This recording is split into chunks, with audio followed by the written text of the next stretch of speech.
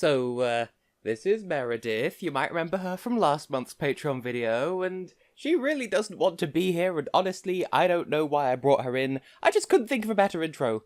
Mary, do you want to go, or are you comfortable on my shoulder? Nope, you want to leave? Okay. Good intro!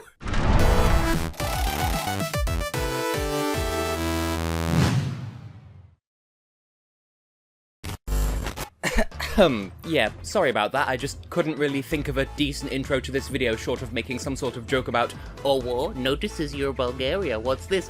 But, hello everyone, I am Tessellating Hexagons, and how are you doing today? Save it, put it in the comments, I can't hear you in real time, this is a pre-recorded video. And to be entirely too truthful, I was kind of hoping that I could kind of put off making this video for another year or two, but, alas, due to their untimely disappearance from Eurovision, now seems like the prime opportunity for me to do a video looking at, well, as you can infer from the Rubik's Cube, Bulgaria, and their relationship with the contest as a whole, sort of in retrospective form. That's kind of the shape this script ends up taking. I'd have done this sooner, anyway, but a part of me kind of held on to the hope that maybe, just maybe, the EBU were gonna, I don't know, give like a surprise announcement in the middle of April, saying they would, in fact, be a surprise guest participant in the final in Tel Aviv, but tragically, that is just a pipe dream, and so here we are without them. So let's look back in anguish. See, if you're familiar with recent history at all, then you'll know that they came back in a blaze of glory in 2016, completely turning their luck around from before their two-contest hiatus prior to that, and it looked like everything was set for them to become to the 2010s as Ireland was to the 1990s. And for that reason, I had hoped to leave them alone for at least a few more years to gather more data and then look at their strategy in retrospect. Alas, they pulled out of the 2019 contest with such abruptness that even the delegation themselves were surprised at the move. So, with allegedly no plans to return in the near future, I guess I can analyse their history now without too much fear of more results coming in to contradict my conclusions anytime soon. So, for now, let's whip out some fast facts. The broadcaster in charge of running Bulgaria's participation is BNT, which can stand for Bulgarska Nacionalna Televizija, or conveniently enough, its English translation, Bulgarian National Television. If memory serves, I believe they did also collaborate with the private broadcaster BTV with a lowercase b for a few years to secure like extra funding to keep their gravy train rolling, as it were, but all my sources seem to indicate that that was only for the junior contest and they stayed solo for the adult contest. That's my understanding of it anyway, but whatever. Their head of delegation is one Ms. Joanna Levieva-Soya, and by all accounts, she captained her team very impressively, particularly in Bulgaria's final hours at the contest towards the end, what with the decisions regarding which artists would represent the country and how they were to be selected and so on, as well as overseeing the team responsible for the Twitter account at BG_Eurovision, handled by the delegation's PR manager. They did a good job with that, but one thing at a time. Not only did this account foster excellent relations with the public, with insights, interactions, and even banter on some occasions, it also played directly into Bulgaria's Eurovision strategy on some occasions, using it as a platform to test ideas regarding song selection, and even using it to find international jury members to weigh in on their internal selection back in 2018. Not to mention, that account made a point of watching and reacting to, for example, my reviews of Bulgaria's songs each year, which was a very nice touch and made the delegation feel even more human and down to earth. And to be fair, they do still use the account, just nowhere near as much because of course they're not in Eurovision anymore, but you know. So it's fair to say that Team BG have come a very long way since their humble beginnings in 2005, when they debuted in Kiev with the jazz band Cafe and a song called Lorraine. Not to be confused, mercifully for the woman responsible for You Bloody Euphoria, unlike the latter, this song only reached 19th place in a field of 25 in its semi-final, though that's not quite as bad as it sounds, I promise, since it acquired 49 points, which means that it was just 4 points away from being 14th overall, but still, either way, that's not the most flattering of first results, I admit. Aside from one positive blip in 2007, it would take them until 2016 to finally find their feet at the contest, and 2017 brought them their best ever placing to date, when the then 17-year-old Christian Kostov achieved second place overall with 615 points after storming through the semi-finals with 403 and a first place. That, flanked by a 4th place finish before it and a season full of leading the betting odds after it, albeit with their 2018 entry finishing 14th in the final against expectations of better results, indicated that the Bulgarian team was primed for great successes in the very immediate future. But it seems that that just isn't meant to be. At least, not for the next few years apparently, and that's tragic. But let's not dwell on the future for too long here. Before we can fully appreciate just how devastating their withdrawal is, we should cast our Eurovisions back to the start of Bulgaria's Eurovision journey. Unlike some of the other countries that I've covered in these videos, and despite what they would go on to achieve, Bulgaria didn't really have a particularly turbulent journey towards their initial participation. In fact, it was as simple as the application process for Eurovision 2005 opening, and former monarch and then Prime Minister Simeon Saxe-Coburg-Gotha II looking at the contest and saying, "Sure, why not, let's do it." True, there were concerns over just where their finances would come from for that, but somehow they managed to pull their resources together in time for a debut, and so began a journey that would, over the course of a decade and a half, take them from the bottom of the scoreboard all the way to the top. Or, well, close enough anyway. As it happens, the Bulgarian delegation managed to get themselves so organised that they were able to hold a national final, and, by pure coincidence, several artists who would later go on to represent the country in future years just so happened to be involved in the running. When all was said and done though, Cafe were chosen and sent to the contest and landed 36 points shy of qualifying for the final, even being accused of plagiarising fellow artist Ruslan Mainov along the way, though nothing came of that plagiarism accusation as far as I can tell. Despite all of the bumps encountered in the process though, including the unfortunate final result as well as the financing behind the selection, Bulgaria still maintained their national final process for the entire run of their entries originally, from their debut right up to their final appearance in 2013 before they had a little hiatus, and, well, things could have gone better in that frame of time. In 2006, their national final format followed the same structure as in the previous year, with one televised final and total public voting, and basically that was the norm for Eurovision anyway, so bring it down to their national final level as well. This time, the Bulgarian people selected Mariana Popova, who placed 5th in the selection show the year before, and her song brought the country to 17th place in a field of 23 in the 2006 semi-final. To be fair, she did achieve the 36 points her country needed in 2005, but this time just 36 points, i.e. 40 points shy of the coveted top 10 and thus a place in the final. Tragic. Consequently, the broadcaster shook things up a little bit in 2007, introducing a semi-final phase to the national final, which led to the selection of the now well-known drumming duo Elitsa Todorova and Stoyan Yankulov. Perhaps the most fascinating aspect of that year was that they won the show with over 31,000 votes, outranking 11 other competitors, while second place received only 5,000 votes. Clearly, the Bulgarian people had absolute faith in this song, and as it turns out, they were entirely right on the money. The duo, bringing the Bulgarian language to the contest for the very first time, stormed their way into the 2007 final, finishing an amazing 5th place out of 24. In the short term, this proved to be an excellent boost of confidence to the nation, especially considering that this was, far and away, their most Bulgarian-flavoured entry at the contest to date, so it distinctly gave the impression that Eurovision was absolutely right for them and welcoming to them. But in the long term, their 157-point quasi-victory set into motion a rather dangerous chain of assumptions on the part of the delegation. Most likely bolstered by their top 5 result, the broadcaster saw it fit to funnel more resources into their national final process, turning it into a several months long campaign involving heats and second chance rounds and other crazy complications.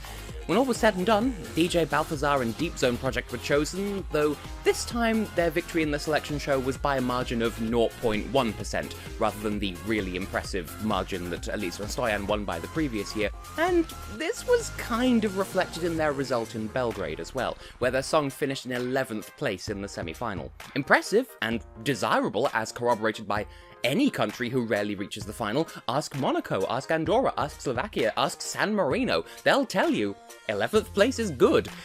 But it's nevertheless a far cry from the glory of the previous year, even considering the fact that the semi-final was that large. It was 19 countries apiece, so 11th out of 19? Yeah, pretty impressive, but kind of overshadowed by Elitsa and Stoyan coming 5th. Things only spiraled from there as well, with an even more complicated selection process for 2009, spanning months, 9 pre-qualifying heats, 2 completely different program formats, just to pick one song that, again, failed to reach the final, this time achieving a miserable 7 points at the close of the voting. Clearly, the appeal of their 2007 entry had come from the song itself, and not the extravagance of the show by which it had been chosen, which is kind of obvious in hindsight, and yet, here we are. Of course, it could well be that I'm just finding patterns where there aren't any, but this explanation does kind of fit the data surprisingly well. Just saying. Not least because, by 2010, BNT decided that another change was due, most likely because all of the effort piled into the 2009 format resulted in the aforementioned 7 points. This time around, they opted to internally select Miroslav Miro Kostadinov by themselves, but, staying true to their democratic roots, they still at least offered the public the opportunity to vote on which song he would sing of a field of 5 options.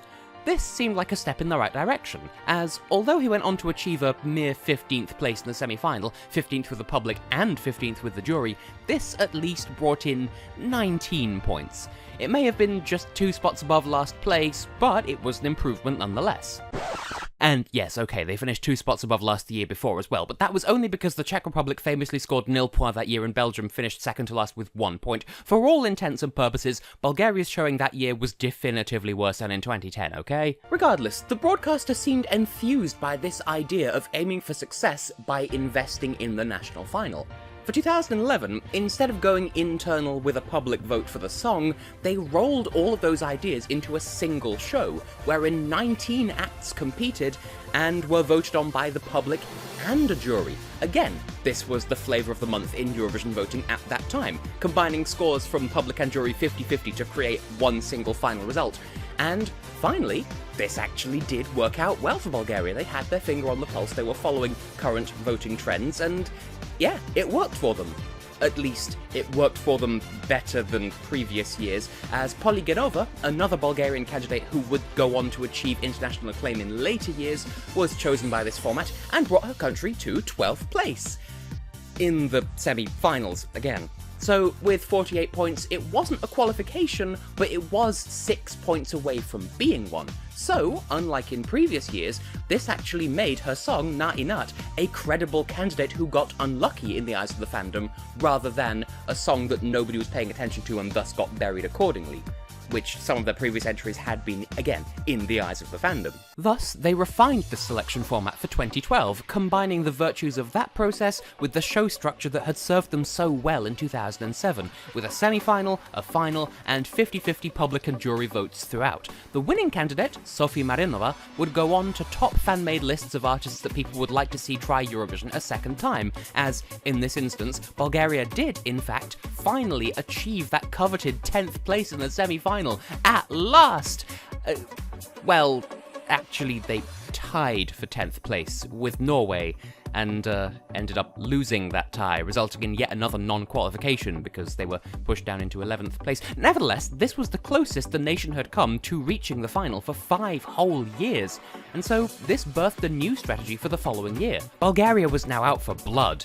They just weren't entirely sure how to go about doing that. For 2013, they chose to keep the 50-50 public and jury split, since that seems to have served them well since its introduction in their national finals pretty much, but everything else just went out the window in favour of internally nominating artists once again. But this time, BNT specifically aimed for artists who they knew the Eurovision crowd were receptive towards. That is to say, in 2013, they invited Elitsa and Stoyan to come back to the contest as Bulgaria's first official returning artists, hoping that that would yield another invigorating result, like it did in 2007, to keep Bulgarian faith in the contest ticking over. After a slight stumble with the national final, in which the winning song was withdrawn over copyright confusion, it was crazy, I lived through that period, it was...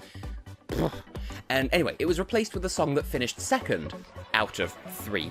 Anyway, Elitsa and Stoyan would go on to achieve another tantalising and yet disappointing 12th place finish. Still, in my professional opinion, that led to them getting a better result than they would have done had they not lost the rights to the original candidate entry. But even on top of that, I mean, no need to be salty, because the song that won the national final but got lost to copyright messes, and the one that came second and was chosen in its stead, did both tie for first place in the national final anyway. It's just one came first with the public and second with the jury, and the other one vice versa. It really is as straightforward as that. Regardless, 12th place is 12th place, and so Bulgaria once again missed the final, and at such a crucial moment in history for potentially restoring the people's belief in their country's prospects at the contest.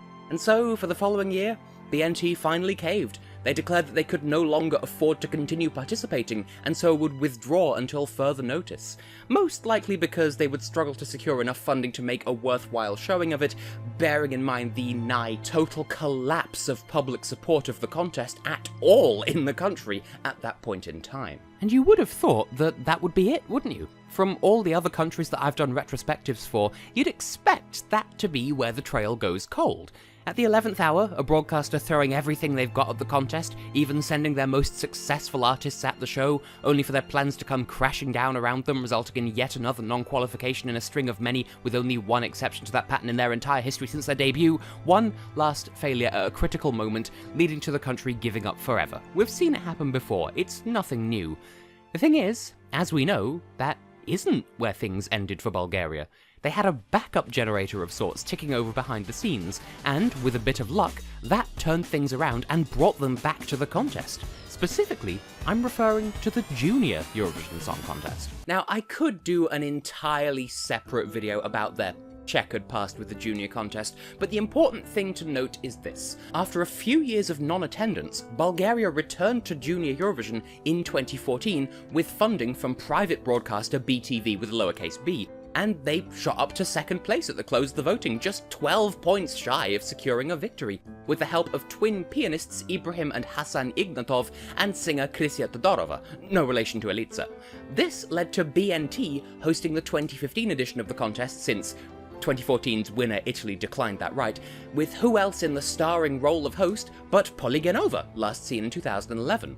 With their continued successes at the Junior contest backing things up and fan support at an all-time high off the back of how well they hosted that year, this gave BNT a renewed sense of purpose with Eurovision, as well as experience on how to budget these sorts of endeavours, thanks to BTV with lowercase b. Put all those things together, and they were willing to give Eurovision another shot, and bolstered by the fan reception of her hosting job at the Junior contest, they gave Polly the golden ticket to be the face of their revamped Eurovision strategy. By this point in time, the Eurovision bubble was an entirely new world, what with the new voting system implemented in 2016, as well as the rise to prominence that social media enjoyed as a cornerstone of the fandom experience. Naturally, Bulgaria rode that wave more than proficiently, backing up their artist every step of the way with that Twitter account I mentioned earlier, talking to fans, revealing the background behind their new approach to the contest, watching and responding to fan reactions and reviews, and even being so generous as to freely, without cost, release transcripts of the song's lyrics and its instrumental and karaoke versions, and more besides. Between that popularity as a delegation and the debatably rose-tinted glasses the fandom had acquired for Polly's previous Eurovision outing in 2011, it came as little surprise that her return to the contest saw Bulgaria rocket up to 4th place in the final, charming the jury and the public in more or less equal measure. Now, much like with Elitsa and Stoyan before her though, this set something of a precedent for things to come. But this time, BNT was more than ready for it. Simply put, they used this newfound popularity and success as a foundation from which to justify sending a more unknown, slightly riskier artist in the form of then 17-year-old Christian Kostov. Once again, they took to Twitter to keep support for their entry bubbling over and to keep supplying the fans with insights and extra perks and just generally whatever it took to show, sincerely by the way, that they were genuinely a delegation who were invested, who cared, and who loved and valued the contest. Again, this love and this respect brought them to an astounding second place finish at Eurovision with 615 points, making that song to date the highest scoring non-winning entry, even beating out the winning scores of 2016 and 2018. Evidently, Bulgaria had found their niche, ensconcing themselves as Europe's sweetheart, putting effort and budget into their entries at the expense of keeping the selection internal, which is kind of a new thing as of 2016 onwards compared to their history, and playing the social media game as sincerely, as openly, and as uncynically as possible. And so, come 2018, expectations were at an all-time high. Perhaps it's not a surprise then to find that Bulgaria ended up being a victim of their own success. True, this time around they had honed their selection process to a fine art, informed by near enough 15 years of experience, resulting in using their social media expertise to hand-pick an international jury panel of actual Eurovision superfans and experts on ground level all the way up to expert level to help choose their entry, and by the end of the not really national final, the supergroup Equinox were chosen with a song called Bones, and true, this song stayed firmly planted at the top of the betting odds for almost the entire Eurovision season that year, but when the group finished 14th in the final, still an admirable showing and still an excellent score, all things considered, especially for a country so accustomed to being stuck in the semi-finals, things nevertheless began to fall apart. For one, the delegation actually put out a nationwide apology as an open letter to the people of Bulgaria for raising people's hopes and then failing to deliver on them, which really does seem a touch not melodramatic per se, but certainly it smacks of going above and beyond. For another, while we can't prove this by any means, the popular fan-held belief is that Equinox not continuing Bulgaria's erstwhile consistent top 5 finish streak caused some of the big-name sponsors in Bulgaria to pull out of supporting the broadcaster, meaning that they suddenly no longer have the funding to maintain hiring the artists of their choice, or, supporting the PR team behind the Twitter account, or whatever. The other theory, and slightly more plausibly I suppose, is simply that for those 3 years of good results, they blew through too much money for it to be sustainable too quickly, causing them to lack the necessary funding to repeat that process again for 2019 and so on. Either way, and coming as a massive shock to not only the fans, but also to even Equinox themselves amongst other Bulgarian alumni, the PR team first tweeted out their goodbyes, and then, just as abruptly a few weeks later, BNT formally announced their resignation from the 2019 contest and Eurovision as a whole for the foreseeable future, with their reasoning being that they lacked the finances, and even if they didn't, Eurovision no longer suited the programming goals of BNT. In other words, new people were in charge and they didn't think it was profitable to keep supporting a contest that wouldn't repeatedly give them international acclaim, no matter what they chose to do. And that brings us up to the present day. Looking back on it, the decision to withdraw in 2019, mirrored by their equally sudden departure from the junior contest as of 2017, is very much an anomaly in their history. After all, they spent years and years carefully refining their approach to the contest until they'd polished it down to a diamond of a fine art, priming them to be Europe's next megastar country, and then, after one still great but just not as good as previous year's result, they just up and vanished, much to the despair of the fandom. Whether it was a hasty decision born out of a new directing team, or that Eurovision staple of the money trail going cold, to call their disappearance a tragedy and a disappointment is quite the understatement, to be honest. Would people look back on Bulgaria's older entries so fondly if their present-day offerings hadn't been so successful? I'd like to think so, but there's no way of confirming it. Whether or not that's the case, though, the fact remains. Eurovision loved Bulgaria. Evidently more so than Bulgaria loves Eurovision. At least for now. So, in hindsight, I'll award Bulgaria a rank A for the time being, on the understanding that, well, they found an excellent strategy for the contest through years of training and learning from past mistakes and developing organically, honing their strategies and finding their way to honest-to-goodness hard-earned success on their own terms. It is tempting to knock that grade down to a B for their hasty withdrawal, but at this point, I don't think we know quite enough about their circumstances for sure. And also, we don't know enough about their plans going forward. Maybe they'll make up for it. I don't know. Either way, though, I think I speak for most, if not all, of the fandom when I say that we really do miss Bulgaria, and we would love to have them back as soon as possible. messing up my hair. Here's hoping that things take a turn for the better in the coming years. And on that hopeful note, all I have left to say is a massive thank you, as ever, to the lovely people who powered this video over on patreon.com/TessHex. I'll keep this plug brief, you're probably sick of hearing it. Basically, if you support me there for $1 per video, or more at your convenience, you get to see these videos a month before anyone else, ad-free, with the added satisfaction that you support me directly, without any corporations or whatever taking a massive cut from that along the way. And there are other perks as well, but you know all this by now. It has to be your choice, and I respect that. So, on that note, I have been, and will continue to be, Tessellating Hexagons, and I hope to see you again very soon, as much as I hope to see Bulgaria again very soon. Don't keep me waiting.